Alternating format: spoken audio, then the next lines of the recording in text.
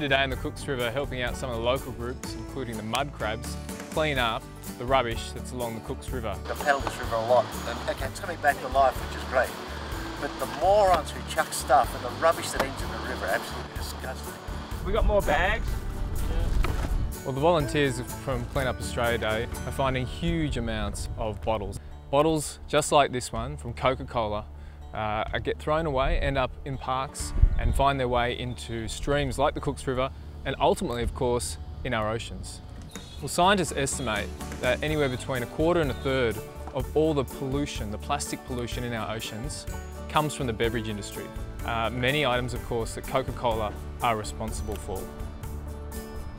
We know we can have a really big impact cutting down on plastic pollution in our waterways, in our oceans, by putting a 10-cent refund on all bottles and cans. Things go worse with Coke. They're not going to let us in? No, no. Deposit legislation is fantastic. We know in South Australia, where they've had it for nearly 30 years, that the recovery rate of containers there is close to 90%, whereas other states and territories are less than 35%. What is being called for is not radical at all. It's an easy, sane, efficient, proven system.